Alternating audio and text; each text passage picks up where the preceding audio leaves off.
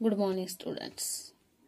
We are starting our fifth lesson from subject EVS 1, that is family values. What are the different qualities we are developing in our self with the help of a family, or how the family helpful to us. In first we learning how family is helpful in a decision making quality to develop in us.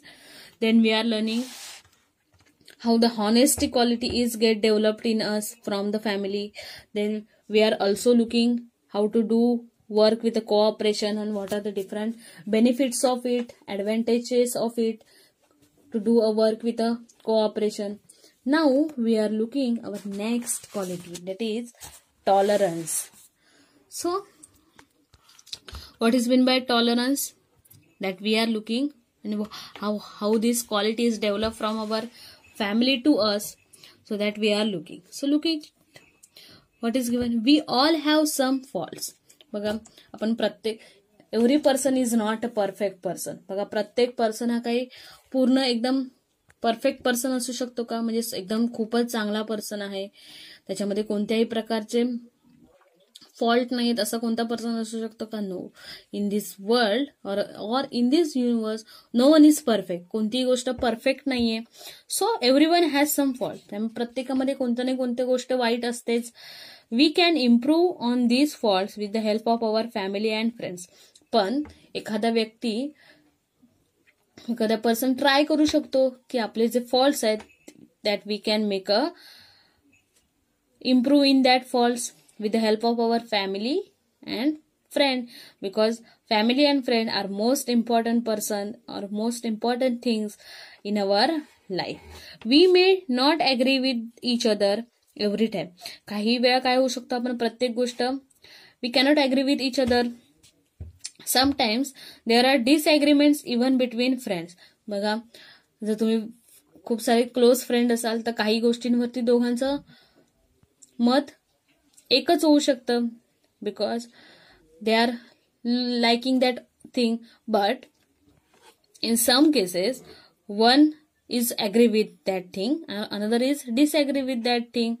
म्हणजे काही एका वेळी काय होऊ शकतं, काही गोष्टींसाठी दोघांचे मत ओपिनियन्स आर डिफरंट.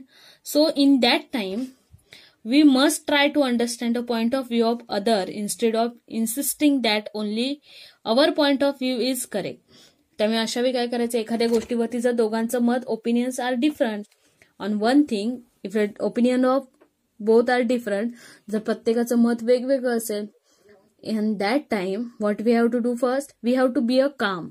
शांत राहून काय करायचंय, we have to try to understand what the point of view of others. त्यामुळे काय करायचंय, त्या गोष्टीचा इतरांकडून काय विचार केला जातो, की ते कोणत्या दृष्टीने विचार करतायत किंवा कोणत्या पॉइंट ऑफ व्ह्यूने विचार करतायत, किंवा ते कोणत्या त्या गोष्टीकडे कोणत्या नजरेने बघतात, किंवा त्यांच्या डोक्यामध्ये काय विचार चालू आहे, तो आपण समजून घेतला पाहिजे. त्यांचं ओपिनियन असं का झालंय त्या गोष्टीवरती ते आपण समजून घेतलं पाहिजे, instead of doing that our point of view is correct. जर तुम्ही एखाद्या गोष्टीवरती जर भांडत बसेल की नाही मी जे बोलतोय तेच खरंय, असं करून चालेल का? नाही. We have to also understand what is the point of view of others. त्यामुळे तुम्ही काय करायचं, जेव्हा कुठलीही पब्लिक गोष्ट असेल in our family also, what you have to do, if there is a disagreement on any topic, जे एखाद्या कोणत्या गोष्टीवरती जर डिसएग्रीमेंट होत असेल, opinions are different of each other, then what we have to do, first be a calm and understand what they want to say. काय करायचंय, शांत राहून विचार करायचे की ते काय आपल्याला सांगत आहेत किंवा त्यांचं मत असं का आहे, and instead of making that our point of view is correct. उलट आपलाच पॉइंट ऑफ व्ह्यू खरा आहे किंवा मी सांगतो तेच खरं असं बोलून चालणार का? नाही. On such occasions we must listen to the other person. त्यामुळे आपण काय केलं पाहिजे, अशा वेळी काय केलं पाहिजे, दुसरे जे लोक काय सांगतायत that we have to listen first. In this way we learn to be tolerant. त्यामुळे आपण अशा प्रकारे आपल्यामध्ये कोणती क्वालिटी डेव्हलप करतो, tolerant, as well as our listening quality. जर एखाद्या गोष्टीवरती जर एक मत ओपिनियन्स आर डिफरंट, एखाद्या गोष्टीवरती जर कोणाचं मत पटत नसेल किंवा आपली मिस्टेक झालेली असेल किंवा एखाद्या गोष्टीबद्दल डिसएग्रीमेंट होत असेल तर त्यावेळी आपण काय करायचंय की आपला ओपिनियन थोडा वेळ बाजूला ठेवून what they want to say us or what is their point of view, that we have to listen first and then make a final decision. So to listen, so we have to must listen to the other person. त्यामुळे our listening quality should be developed. त्यामुळे दुसऱ्यांचं ऐकून घ्यायला शिकलं पाहिजे.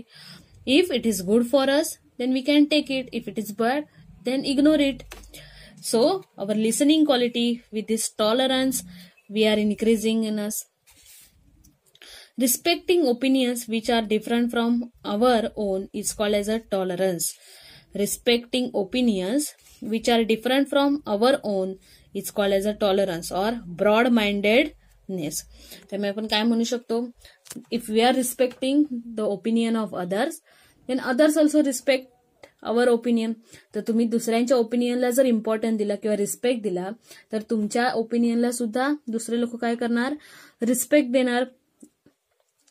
So this quality is called as a tolerance. Tolerance to accept or to respect the other opinion.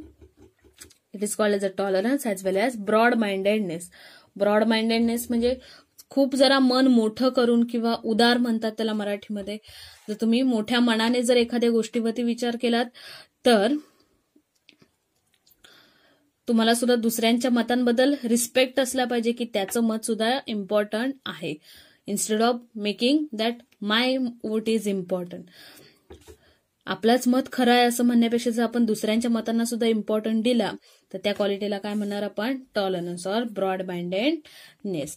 So what happened, look at which this quality is coming from the family. When we are making any mistake, our family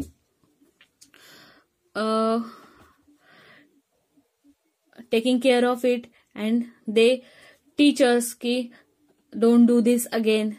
They also suggest us ki what we have to do if such a thing is happen. So they are giving their opinions and also respect our opinions about anything, and because of this they also forgive us if we are making any mistake. So this is called as a tolerance or broad-mindedness. Tolerance has a special significance in our country and our country is famous for this tolerance person. त्यामुळे आपल्यामध्ये आपल्या कंट्रीमध्ये tolerance ही एक specific significance आहे किंवा एक हा specific quality आहे जी इथल्या लोकांमध्ये बघायला मिळते. People from various religions, creeds, cultures and following different customs live here. कारण आपला India, because in our India different kinds of religion person, creed person, cultures, वेगवेगळ्या प्रकारच्या जातीचे, धर्माचे, संस्कृतीचे, वेगवेगळ्या भागातून आलेले लोक एकत्र राहतात आणि प्रत्येकाचं opinion is different. Everyone's opinion is different according to their culture, religion, but every person respect the other person because बघा वे दोन्ही धर्मांमध्ये if we are considering a religion Hindu and religion मुस्लिम, जर आपण हिंदू आणि मुस्लिम हे दोन धर्म बघितले तर प्रत्येक धर्माचे किंवा each religion has a different rules, regulation.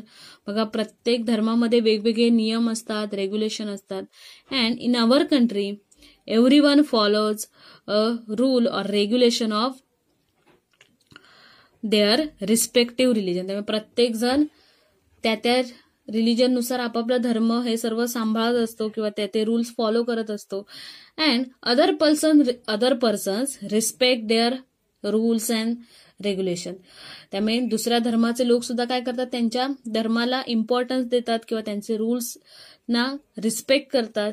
And this quality is very found in our country and that is why it is necessary for everyone to be tolerant or broad minded. त्यामुळे प्रत्येक person हे tolerant आणि broad minded असणे गरजेचे आहे. Diversity can be preserve through this tolerance and because of this tolerance and broad minded persons or broad minded quality in our country, diversity is preserved and diversity enriches our social life. It encourages us to think about others in concern. त्यामुळे जर आपण tolerance person किंवा broad minded quality आपल्यामध्ये असेल तर आपण दुसऱ्यांबद्दल विचार करू शकतो, त्यांची काळजी करू शकतो. We can solve the problems in our environment by being broad minded. त्यामुळे समाजामध्ये एकत्र राहून किंवा if we are living in a public place, then because of this tolerance, with the help of the other person, we are making a changes, or we can develop our family as well as our village, or we can solve any problem on any situation by using this tolerance quality, or because of our broad mindedness. So in this way, this quality helps us to grow our life towards a public life as well as for a social person. So this tolerance is also important, and we get this from our family as well as our friend, and this is the most valuable thing. Thank you. So always be a tolerant or broad minded person. Thank you.